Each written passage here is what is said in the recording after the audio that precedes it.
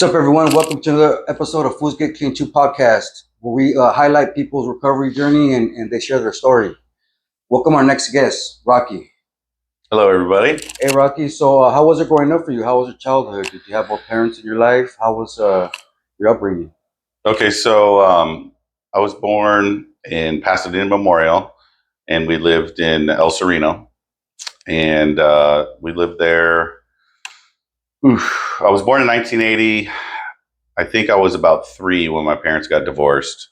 So my mom, who was an alcoholic too, as well, she decided to leave my dad because he was really fucked up on coke. And when she used to tell me the story, I always would think about um, a movie where the guy was scared of helicopters. He always thought everybody was after him. Paranoid? Very paranoid. Yeah. And my mom knew that the way it was going, that the CPS would have got involved. So we left. And my mom raised us. My dad, even though my dad didn't show up to court, my mom got all the custody because of that. But my mom still was cool with him being in our lives. So he was in my life. Not as much as I'd probably like, but he was in my life. And, to finish the answer to your question, it was good. We had a lot of love. It was me. I'm the youngest of 3. I have an older brother, 5 years older than me.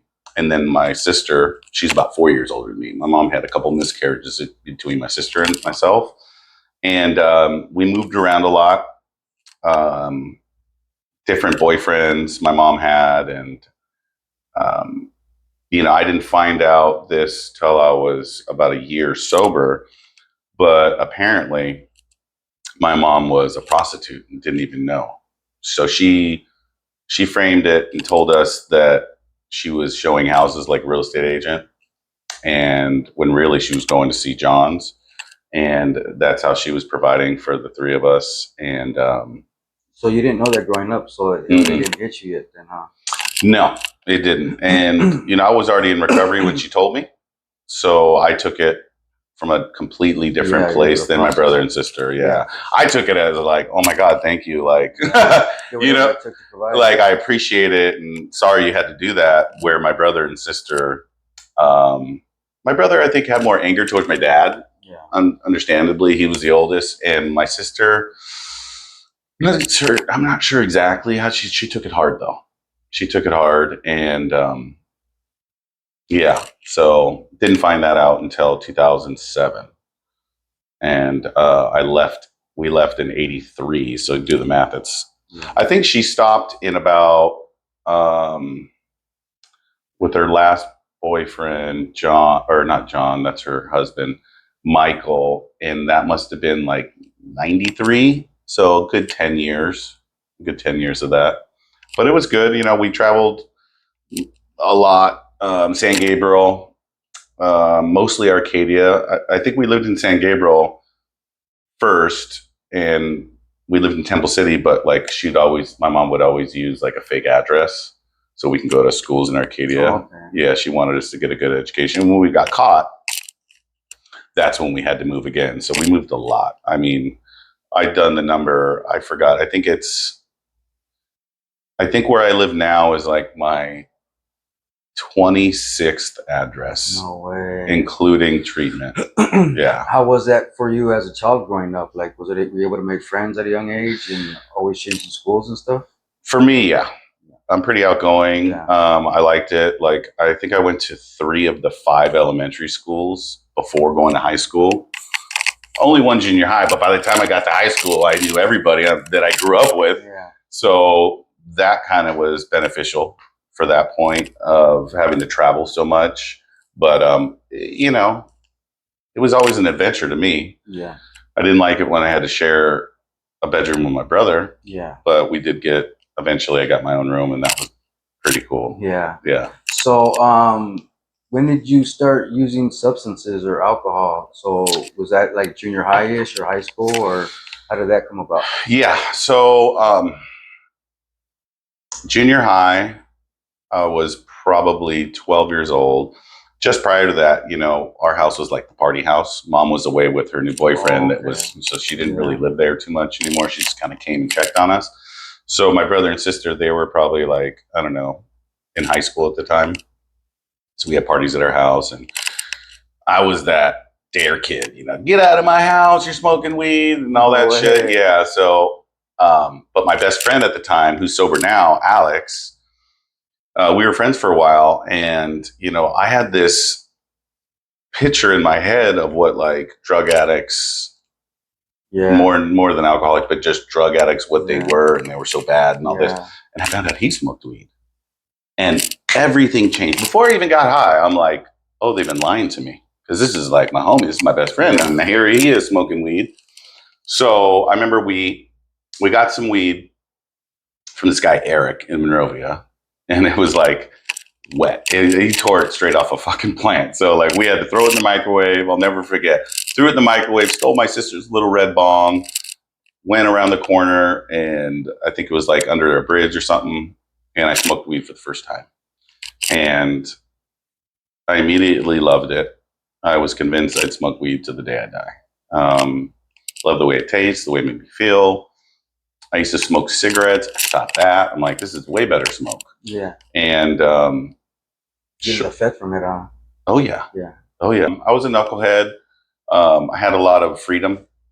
My mom, being an alcoholic and having already raised a couple kids, she kind of got over. It was like hard on my brother, less on my sister. By the time it got to me, I was literally able to do anything I want with reason. Like if I checked in, if I say I'm going to Brian's house to spend the night, she wouldn't verify. And if I wasn't spending the night, I could probably stay out till like 10 o'clock for like a 12-year-old. 10 or 11 is a little late. Yeah, it's a little late, you know? Yeah. So she was very cool. She was a friend as well as a parent, but she wasn't that like, she was very hard on like chores and clean house, but not really verifying homework and shit like that. Yeah. So yeah, I ditched school a lot, and I stole a lot. I was a thief. Pretty good one. Stores or cars or people? Everything. I mean, purses. If I saw, if I saw someone like lacking and slipping, I would walk and check car doors, and if they were unlocked, I'd go through them. Yeah. Houses. Did you ever get caught doing that? No, but I got close. I never got caught. I got chased down the street by this guy because I was creeping on the back. And he's like, what the fuck you doing? And me and my buddy ran, and we're going down the street. And we didn't even take anything. We were just, he knew what the fuck we were doing, though. Yeah. And I remember running down, and my buddy went right, and I went straight. And he decided to chase me. Yeah. And I went down this alley behind my house. It was like, it wasn't an alley. It was a long driveway. So I booked down there, and I was going to hop the fence to my house, but I could see there was this big bush in front of it. There's no way I was going to do it. So I leaped over the bush and just kind of crept down and was quiet. And I heard the guy, and then he left. Eventually got over, went and showered, cleaned up. My mom thought something was off. Yeah. And never got caught. But I've been close a few times. So was that to support your habit, or just to do it? I think both. I think I've always been intrigued. The effect produced by getting away with something was probably my first drug. The effect of the adrenaline, being told not to do something and doing it and getting away with it, just like natural born con artist. It's always come natural to me. Today, I still see things. People, lacking tough. Yeah. And I don't act on them. That's crazy how you said that, though, because me too. Like when people leave their cars running, or just like anything, open. Yeah, their purse there while she's shopping over here, or whatever the fuck. Sometimes I even tell them, "Hey, I would lock your door," or "I would get your phone." I always put people on game for sure, because there's someone out there like me that will take it. Yeah. Sure. So when did substances become an issue for you? When did it start impacting your life negatively? I would say that's kind of a two-part question. I pretty much smoked weed every day I could from that point on. Another thing I would do is go into like the locker room when everyone's out at PE and just ravage through everybody's fucking purse. Yeah, for sure. I remember one time I got foreign money and even had to exchange that. That was weird, but cells come naturally to me. So I remember getting enough to get like a quarter pound. It was shitty, swag. Yeah, but nevertheless. So I pretty much sold weed from like 14 to 26 when I got sober. Eventually it got to better weed and all that. But drinking on the weekends and probably even the weekdays sometimes probably started at like 15. I don't remember my first drink like I do my first hit of weed. Yeah. But I do remember. Oh, I do remember one of my first drinks. It was Boone's Farm, the strawberry shit that everybody. Strawberry Hill. Yeah. So got drunk on that, and then we stole my grandma's wine, and I always gravitated towards other kids that had lack of parenting and were maybe not so financial off. Yeah. Just my people, I grew up in Arcadia, which is predominantly financially doing well. Yeah. A lot of white people, decent amount of Asians at the time. There were some Mexicans, very few, if any, black, but everybody had money. And here I am, fucking welfare kid. Yeah. Felt out of place a lot. Yeah. But not when I got drunk or high. I felt like in the center. And I think that helped my esteem. It helped me feel a part of, because for a long time I didn't feel a part of because everyone around me had more than I did. So, yeah. So the drugs came later. About 15, 16, I dabbled with mushrooms and acid, which were aggressive. I mean, to think I was doing mushrooms and acid are by far the hardest drugs I've ever done. That is a strong fucking drug, and I don't understand why kids are doing that. Yeah, the come down from acid is worse than coming down off meth, in my opinion. Right, just because you're back and you feel like you're coming down off meth.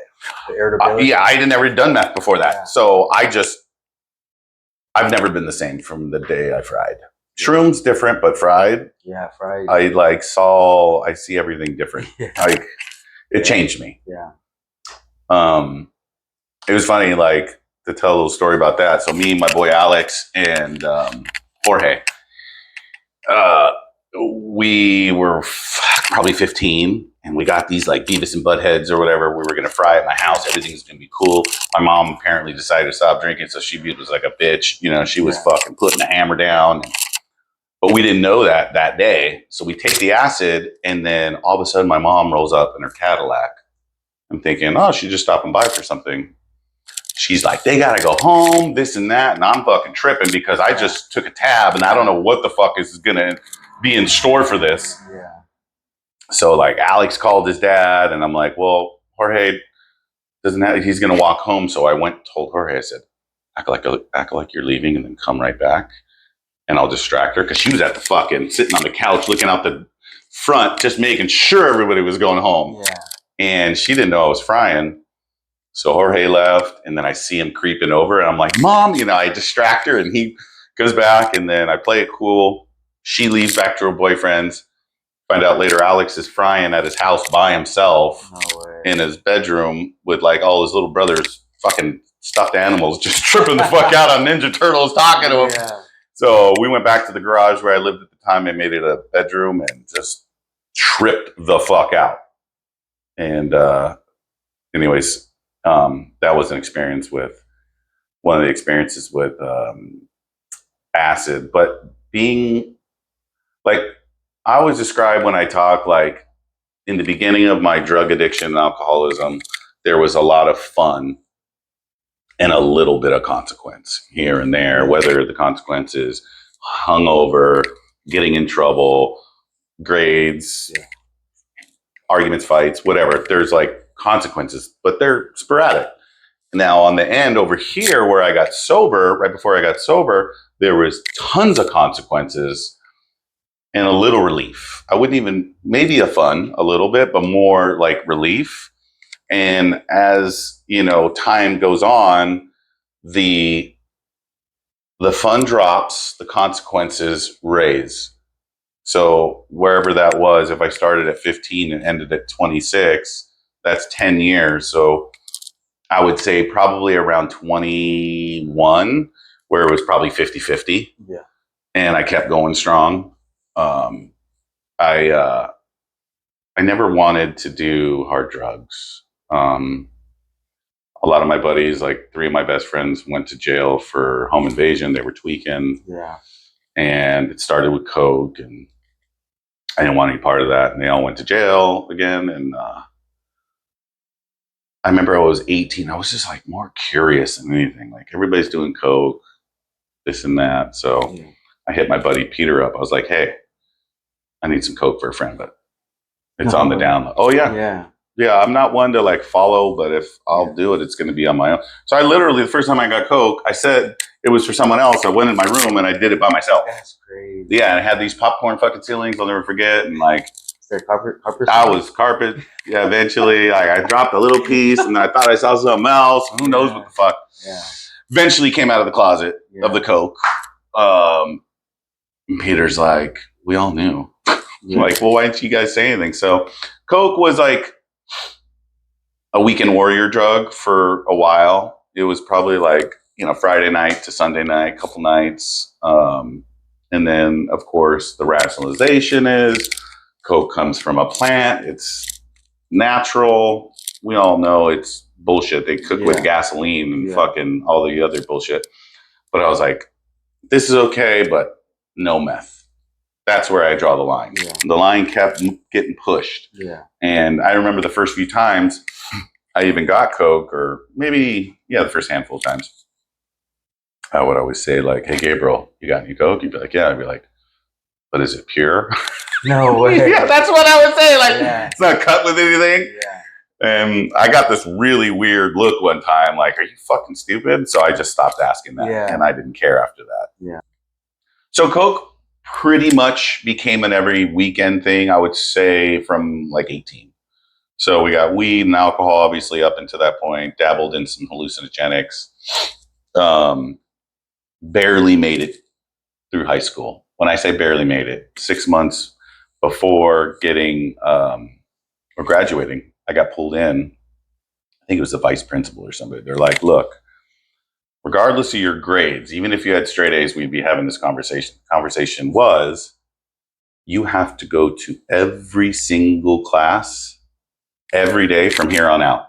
Otherwise, we legally can't graduate you, even if you have straight A's. I was like, fuck. And then like a week later, one of my other teachers was like, hey, I can't pass you. And so it was a struggle, but me being me, I found out on the sixth period of the last day of school that I graduated, because I knew I wasn't going to miss, sick or not.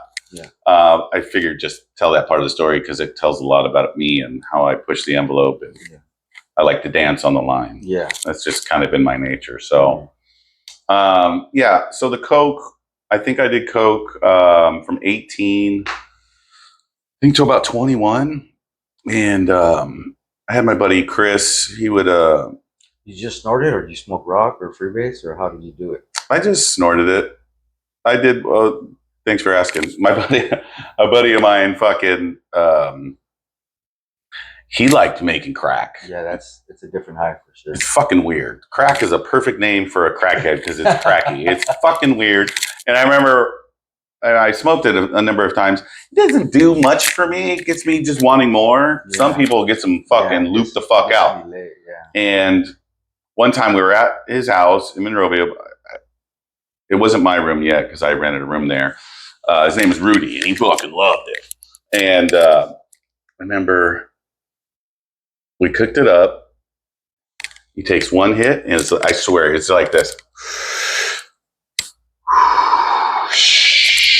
I'm like, what the fuck you mean, shit? I'm a partier. I like to party. I want to fucking do shit. Yeah. He's all shitty fucking like, put some shit up on the, a towel under the door so no one would hear us. And I'm like, motherfucker, I tore it. I was like, no. And I was like, I'm not doing this drug because if I end up anything like you, I'm fucked. Yeah. As soon as my homeboy would hit it, he would think we're being surrounded by cops. Yeah. We're surrounded. He would look under the crack of the door. How is that fun? It's not fun. How the fuck is that fun? So I stopped getting high with them for sure. But, me too. Yeah. It's a fucking buzzkill. Yeah. Give me my meth and I'm on my way. Because I think at the time I was doing coke and meth, whatever. And then there was obviously a fork in the road where I'm like, why am I wasting my fucking money on coke? Yeah. 15-minute high when I can go get Pookie and some shit and fucking beyond one. So, but the first time I did meth, like I was saying, my buddy Chris Moffitt, unfortunately, he just died about a year ago or 10 months ago. Used to make a lot of money in the mortgage industry. He's from Arcadia, and he moved down to Orange County and did his thing. And he'd invite me to go party with him with the money and the limos and the clubs. It was fun. I'm not going to lie. But one night, it was my 21st birthday. I saw him at the Anaheim Stadium for Supercross. And they're like, oh, it's your birthday. Let's hang out later. So whatever, fast forward, we end up in the limo and I end up coming to at like 4 a.m. with a glass stick in my mouth. And that was the first time I smoked meth. Do you remember when you smoked it or you just woke up like that? No, I can't. Like I was in a blackout and they passed it to me and I fucking smoked it. All right. Instantly loved it. Yeah. Went to the after party and did the whole fucking 9. And I would say about 80% of the time from 21 to 26 when I got sober. Telling the story, it doesn't seem like that long, but when you're doing it every fucking day for that many years, it's whatever. But I was a closet tweaker. I did not like your average tweaker. Again, at that point, when I'm tweaking, there's not much justification I can put on it, but I figured it away. It's like, I'm not going to do heroin. That was the next line that I never did, but always able to sell myself on why I'm going to do something to justify my behavior, right? So... Were you productive when you were on meth? Like had projects? Oh, fuck yeah. Completed stuff? Oh, yeah. Because either you're going to be a mess and have 100 things going on and nothing's being done, or you're going to get stuff done. Oh, I got shit done. I wasn't a fucking weirdo drawing. That was the chicks. Like, I ain't got time to draw. I got things to do. Yeah. I remember one time I contacted this Indian guy on the East Coast. It was like 21 or 22 years old. I was renting this room out from some Koreans in South Pass, and I fucking got all these pornos, these like DVDs and VHS, and I was going to start this halfpriceporn.com, and I was a fucking mess. But I did it. I sold them on eBay, and I was making money, and I got into counterfeiting. I did my little stint of counterfeiting. It kind of happened on accident, though, because I went to a place. You ever heard of Q's? It's like a pool hall. Okay, it was in Pasadena. My cousin worked there. She's like, oh, come by. Cool. I was tweaking. At the time, I was doing okay financially. And I saw this woman there named Sunrise Adams. She was like best blowjob of 2000 or 19. Fuck, what was it? I don't know. But whatever the year was, I knew. I went up to her. Hi, how you doing? And I asked her for her autograph. And there was no paper, so I looked for a bill. I only had 100, so she signed it, put it on my wall. I was all proud. Tell the story. I probably even put a picture next to her, you know? So fast forward, it was probably only 6 months. I was broke, shocker. And I wasn't paying rent. I justified why in my head. So eventually the sheriffs were coming, but they weren't there yet. So I had no money, so I had to take it off, and I was going to spend my last $100 bill. But before I did, I'm like, you know what? I should make a copy of this. So I put it in my new printer, that scanner printer, and came out and cut it out. It's like, either I've been up a long time or this looks real. So I went, changed it for like 20s or whatever, or maybe a couple 50s, and I did it again. I sweated it, did all this shit. And a friend came over and I put it on the coffee table. And they didn't know it wasn't real. So I thought, I might be onto something here. No way. Yeah, so I did that for a while. Mostly for fun. I didn't do I'm not going to make it sound like I was some big counterfeiter. Yeah. But I mean, probably more than I remember. Yeah. Gas station stores. I would go into a flower store and have this story about my girlfriend and try to focus it on that and pay for flowers and get all the change back. Or I go to a bar and give a 50 or 100 to a chick that's cute and watch her go get drinks for us. And they give her change. Yeah. So I get drinks and free money back. Yeah. Got caught a couple times. One time I was in a Sears. They fucking called security. That was all bad. I ran out. And then this other time, this is the closest I fucking got caught. I was at NASCAR with my brother, and we were getting beers. And I tried to, so I always have real money and fake money in the wallet. So I tried to pay, and he instantly knew. I was like, what the fuck? He's like, this is counterfeit. And my brother, not knowing what's going on, he's like, no, it's not. I'm like, well, it's just like, well, maybe, if somebody gave that to me, I'd probably try to play it cool. Yeah. And he fucking goes like that. His fucking badge. He's an off-duty cop. Way. I was like, fuck. Yes. I'm like, honestly, look, this is, Yeah. And he was cool. I'm like, because I have real money, this is somebody just gave me that. Yeah. Whatever the fuck the story was. Went in the bathroom, threw it all away in the trash. I was fucking. Yeah. I think I was done. I probably wasn't, but I was done for a while. Yeah. Fucking scared shitless. Yeah. It's not a small charge. But meth, for anybody who's ever tried it, it's not a weekend warrior drug. Yeah. You could try to do weekend warrior, but good luck. Yeah, it never works out. Fuck no. So from 21 to 26, I was doing it every day. I did get clean one time when I was 24. I was on Catalina Island and working for my brother-in-law. And I got sober, clean and sober, and it lasted about 100 days. Go to a meeting or two a day, had a sponsor, the whole 9 yards. This was when I was 24, yeah. And I thought, man, things are going so good. It was maybe 2.5 months. I had money in my pocket. I was only making $10 an hour, but when you're not fucking blowing it, it's actually a decent living back then. So anyways, plus it came with housing. So I got sober, went to meetings, blah, blah, blah. And about 2.5 months in, I thought, you know what make this better? Another job. I hadn't really digested the whole money, property, and prestige diverts us from our primary purpose, which is to help another alcoholic and, and do what we do. So I got that night job because I worked during the day for the electrical, low voltage for him. And within a week or two, not going to meetings, I started listening to myself again. And the words, my alcoholism was real crafty. It's like, all right, dude, I know you're a tweaker. We should probably definitely stay away from that. We should even stay away from alcohol because if I drink, I might say, fuck it. But weed's not that bad. It started with that. It's not that bad. And that kind of manifested and grew on me. And before I knew it, I started smoking weed. I bought a sack. I wasn't accountable to anybody. I was living on my own out there pretty much. And so that worked for about a week. And then I wanted more. And as soon as I got off work one day and I had my cocktail, it was on and cracking. It's crazy. Alcoholism, I had heard about it in the meetings prior, when I got sober for the 2.5 months and so forth, or it was 3 months at this time.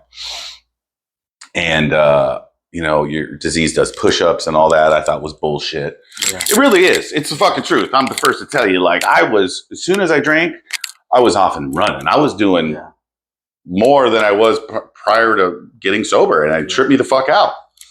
And one resentment I have towards myself, I should probably work on it. It's not a big one, but it was a very intimate meeting. The meetings that we had there on the island, it was And I'm so grateful for my recovery. Like, I was raised, and I'll get to the other part, but like my meetings in Catalina, there was an average of 5 or 6 people, men and women. The average age of their sobriety was 20 years. So I got like spoon fed by not crackhead fucking newcomers that think they know everything, or like retread people, all that. Like, I got that. So super blessed. But yeah, so, when I got high after drinking, like, I was off the island within a month. It could have been less or more, but eventually I left the island. I smoked crack with my buddy, like I shouldn't have. Thought he was going to kill me. Fucking got all my shit and left the island like a straight crackhead would. And stayed out for about 10 months. And it was a mess. Like, I didn't do anything from when I got sober at 24. It's funny, my old sobriety date was April 1st, April Fool's Day. No way. Painted it on the wall, and I had to repaint it on Catalina. I went out, and I was living with my girlfriend at the time, and her roommates didn't want another couple. I don't blame them. So I was living out of my car and bouncing from place to place. Whatever. Long story short, I ended up with my buddy Dan, who died a few years ago. Still running gunning this entire time. So that's like fucking 17 years at the time. Probably 3 years ago. And I was at a after party with my buddy Chris and all those guys. And Dan's like, hey, so come to my house after and we'll fucking keep it going. I'm like, cool, went over there. And I'm not one to like overdo my stay. So I was like, all right, cool. Well, fucking we had fun. I'm heading out. He's like, where are you going? I'm like, oh, I'm just going to cruise. You probably want to go to sleep. He's like, no, where do you live? And I'm like, well, I'm kind of in between places or whatever the fuck. But I didn't have a home. My fucking trunk was all folded clothes and dialed. I had everything I needed. And he's like, bro, if you're living out of your fucking car, take the fucking room upstairs. There's no one living in there. So I moved in, and that was a tweaker pad. And that was the last place I lived. And he did some makeshift fucking handyman / construction, and I'd work with them, and we'd just do some weird shit and get paid and get high the entire time. And it was fun for a minute, but that got old real quick. And to fast forward a little bit on that, like, I remember, because it was a 2-story condo, and he was off the hook. He had been a tweaker back in the day. Like, he was older than me by a few years. He was my sister's age, so he was probably 3 or 4 years older than me. I was 25, so he was 28 or 29, whatever, just to paint the picture. I remember coming downstairs, scratch that. About a week prior, I'll get to that, I was going to pick up a couple ounces speed from a buddy of mine. We'd go down to LA, and long story short, go around this very sketchy spot by the railroad tracks.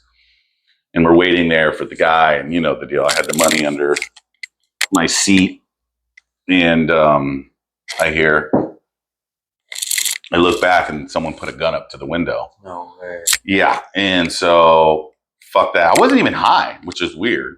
I just put it in drive and just hauled ass. It was I think I said it was a 1988 Mercedes, steel, not fiberglass. Really good condition, and I just hauled ass. Had a big old fucking V8. Shot a whole bunch of rocks. They fucking chased me. They knew I had money. I think it was like $1,300 or something like that. And high speed chase. I ended up on the 170 at the end, where it turns in Alhambra, and I lost them. Told the guy to get out. One of the guys that was helping get the speed. I said, you got to figure this shit out. As I'm pumping gas, I noticed the S560 was off, but it wasn't on the ground. And then I looked over, and there was a fucking big hole in my trunk. So apparently they were shooting at me. I didn't know it at the time. You got the name Bulletproof Benz. Yes, sir. For a while. That was a moment of notice for myself to realize maybe I should not be doing this. Change some things. Might want to change a few things. Yeah. So my buddy got out of prison, Gordy, and he was staying with us for a couple days.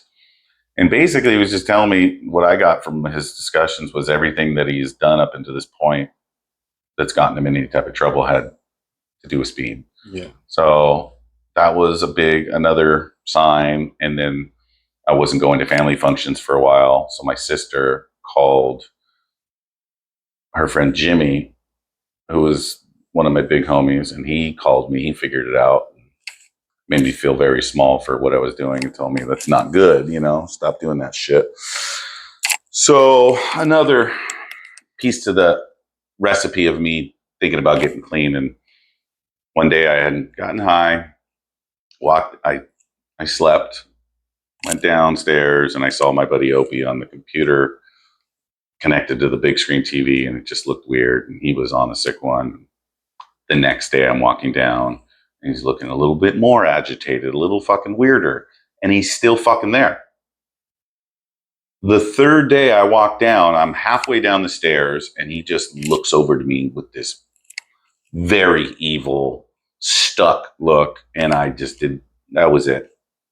I knew right then and there, that was my moment of clarity. If I continue doing what I'm doing, I'm going to end up like him. The situation I'm living in, I don't like. Getting shot at, I don't like. And becoming the white trash tweaker that I never thought I would be, I didn't like. So went upstairs, called mom. She got me into a state fund rehab called Warm Springs. I just had to continue to stop using speed for another 3 or 4 days. And Saturday, I come to the house, and Gordy's passing me a pipe, a big fucking meth pipe full of speed. And he's like, crazy, this disease. The guy that was just telling me I should stop doing it wanted to pull me back in. And that was a fork in the road of my life. I'd be deader in jail at best. I made it. Went to rehab for 3 months. Loved it. Never want to do it again. Learned a lot about recovery. Checked out the NA meetings, the CA, and then I got to AA, and that's where I fit. That's where I belong, and that's where I stayed. I sat in the front, listened to the group, to the H&I that came in every night, and I would thank them after and ask them if they had a story of relapse. Why? I was so curious. Like, I'm trying to figure this fucking thing out, how not to do that. And I never found out anything other than it. More than anything, I heard not going to meetings anymore. And then I would hear stop calling their sponsor, stop working steps, stop praying, and stop being of service. I didn't hear anything. That's stretching it too with being of service. The majority of the people said they stopped going to meetings. And I can see that because my one real relapse I had was I stopped going to meetings. Then I started talking myself into smoking weed and so forth. So I leave rehab, go back to Catalina, which my sponsor lived. And I lived in a tent in the campground for about 2 months, saved up money while I was painting houses, got a nice little studio, fucking loved it. Stayed on the island for about 6 months, really enjoyed my life. But I knew towards that end of 6 months, I was going to probably use or drink. I didn't want to, but if I'm hanging out with all my peers that are doing that, I mean, it's only a matter of time. Like I said before, you'll get a haircut if you hang out in the barbershop long enough. So what are you doing today? How's your life like today? Today? Yeah. Today's great. I moved off the island. I've been in Huntington ever since. Did a lot of waiting tables for years, different various restaurants. Got back. That's all I've ever really known. In 7 years sober, I started up a sober living, and it's called Next Step Recovery. Been doing that for the last 13 years. We just decided to open up 2 of our houses that were sober livings into detox residential, which you're a main part of that whole situation. Thank you for that. Thank you. You're best director in Orange County in LA. Fuck with your boy. That's right. So that's been great. Stressful, a lot going on there. Yeah. But that's the work end of it. My private life, my personal life, I have a wife that's now in recovery 4 years. She's amazing. Met her 8 years ago. Wasn't drinking, decided, kind of left out the fact that she might be an alcoholic. And she drank like 1 or 2 drinks, but then drank one night heavily when I wasn't around, and it was all bad. So she realized, oh, I probably need this too. I think she was scared I wasn't going to be with her if she drank like I did. And to be honest, I don't know. So I'm glad she did. And we have a wonderful life. We have a dog named River. River's amazing. You like River? Yeah, he's bad. I love that little fucker. He's not little. He's a big lab, 95 pounds, but he is very obedient, loving. He's just amazing. And we got him about 4 or 5 years ago. His birthday's on July 4th. That's right. Little patriotic pup. That's right. So we're starting in vitro right now. We want to have a family. So the wife's starting the hormones, and hopefully in a month or 2, we'll have her pregnant. That'd be awesome. Which is awesome, yeah. But my life today is amazing. You know, I got up this morning and I started it with every day the same, with some coffee, vape, and God, and the steps. You know, I read 86 to 88, some other readings, Jesus Calling, prayer, meditation. Then I start my day. I honestly don't even like talking to my wife at all. I don't like talking to anybody. I don't answer texts. I don't look at my texts. I don't listen to whatever could wait till that second, could wait another 20 minutes. Yeah. And it's maybe hard for some people to do, but when it's like a routine, it's like, recovery is a big part of routine. I love it. Like, that's how I start my morning. Yeah. Even when we were in Italy on our honeymoon, that's how I did it. Like, this is just part of my life now. And tonight I'll do an inventory, and I'll post it with my boys and review my day and see if I was dishonest, afraid, was I selfish, answer a few questions, and reach out to some alcoholics today. And I'm going to a meeting tonight for her sponsor. And no matter what happens in life, I know if I have my faith and I do the right thing, the next indicated step, which is to help another alcoholic. You know, I get out of self. Everything's going to be fine. Because left to my own devices, if I go upstairs alone, it's scary. You know, oh, we're a little slow this month. My head's already fucking selling house, moving to Arizona, fucking. Yeah.